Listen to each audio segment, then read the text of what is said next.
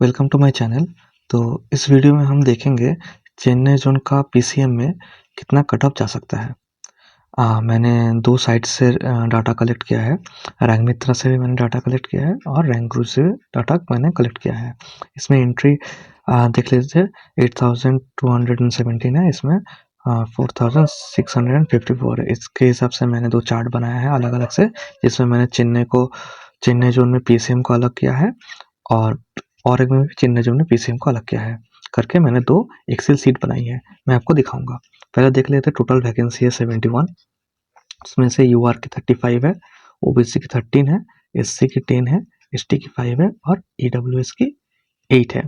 तो जो टॉप से 35 है वही यूआर में आएगा।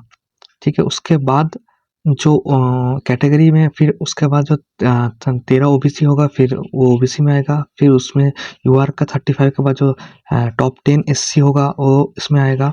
फिर आपका यूआर का 35 के बाद जो टॉप 5 एसटी होगा वो इसमें आएगा। और यूआर का 35 के बाद जो टॉप 8 ईडब्ल्यूएस से होगा वो इस ईडब्ल्यूएस में आएगा। तो मतलब यूआर का अंदर आने के लिए आपको टॉप 35 में रैंक करना पड़ेगा, मतलब 1 to 35। इसके बाद आएगा ओबीसी 35 के बाद जो टॉप 13 ओबीसी होगा, सो सिर्फ ओबीसी। तो ऐसे करके कट ऑफ होगा। तो मैं पहले आपको दिखाता हूँ।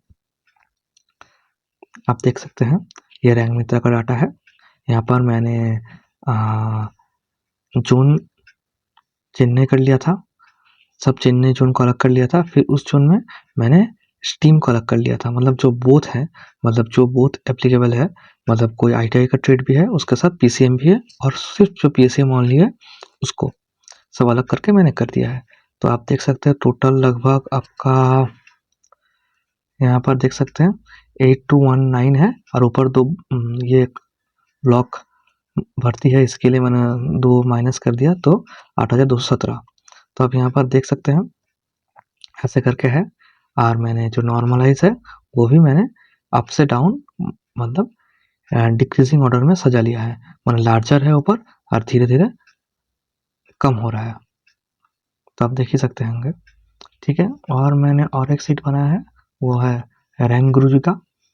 हाँ, तो आप देख सकते हैं यहाँ पर भी सेम है, नॉर्मलाइज मास के हिसाब से डिक्रीजिंग ऑर्डर में यहाँ पर मैंने कर लिया है। और यहाँ पर 12th पीसीएम का है। तो यहाँ पर सिर्फ 12 पीसीएम है, इसीलिए यहाँ पर एंट्री थोड़ा कम है शायद, मुझे लग रहा है। और वहाँ पर बोथ है इसीलिए एंट्री थोड़ा ज़्यादा है। यहाँ पर देख सकते हैं 4656 एंट्रीज है। तो हम लोग को टॉप 35 चाहिए। तो अगर आप यहाँ से जाइएगा टॉप 35 में के लिए, तो आप खुद ही देख सकते हैं कि नॉर्मलाइज 92 91 91 ऐसे करके हो रहा है। तो आप खुद अगर देखेंगे तो अगर आप टॉप 35, मतलब अगर आप यहाँ पर देख लीजिए, अगर यहाँ पर 35 37 तक अगर जाइएगा तो नॉर्मलाइज 87 और रो 86 है। नॉर्मलाइज 87 और रो 86 है। तो यूआर का आप गेस ही कर सकते हैं 87 का आसपास जाएगा कट ऑफ, 87 88।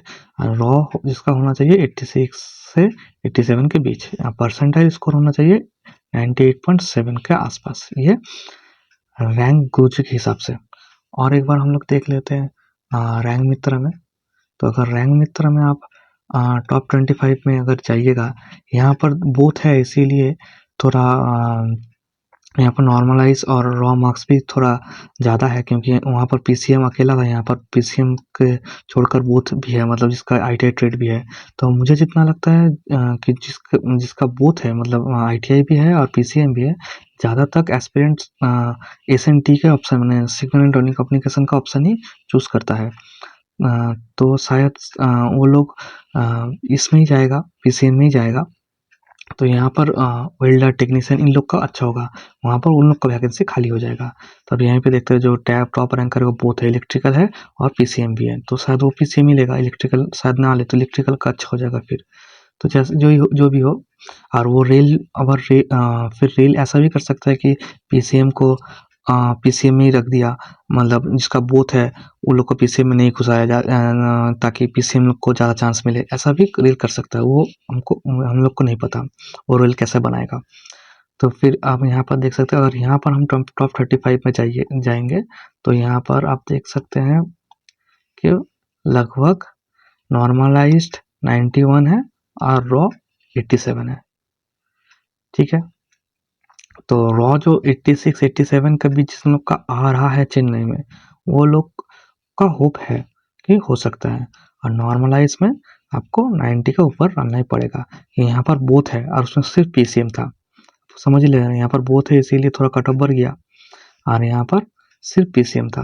आप देख लीजिए और एक बार यहाँ पर सिर्फ 12 पास पीसीएम था, इसीलिए थोड़ा कट ऑफ में कम दिखा रहा है।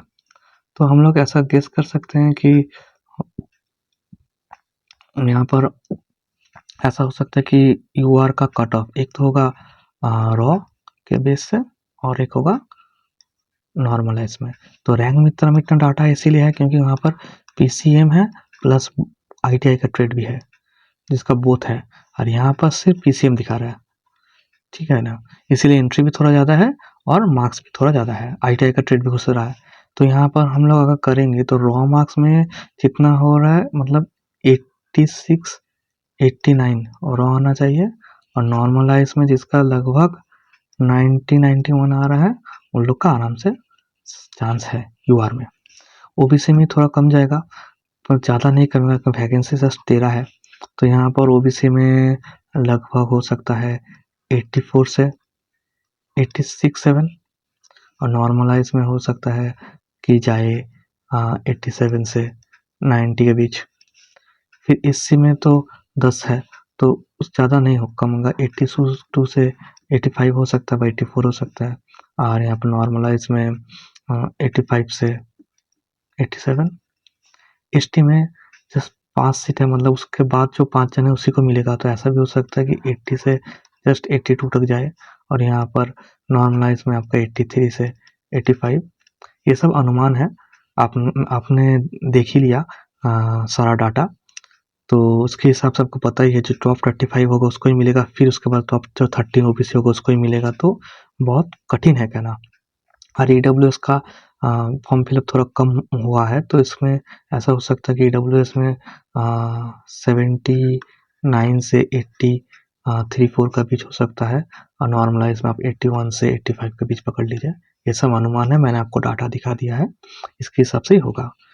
तो मुझे जितना लगता है कि चेन्नई का ऐसा जा सकता है, और उसके बाद रेलवे के ऊपर ही है, वो लोग बोथ जो है जो पीसीएम प्लस आईटीआई दोनों क्या है उन लोग को किस कैटेगरी में भेजेगा, उन लोग का आईटीआई के में रख देगा या पीसीएम दे देगा, या उन लोग को फिर से ऑप्शन देने को कहेगा, क्योंकि ऐसा भी आदमी है जो आईटीआई भी कट ऑफ क्लियर कर रहा है, पीसीएम की भी कट ऑफ क्लियर कर रहा है, और कुछ है जिसका सिर्फ पीसीएम है, तो वो हमको नहीं पता। तो इस वीडियो में इतना ही, थैंक यू।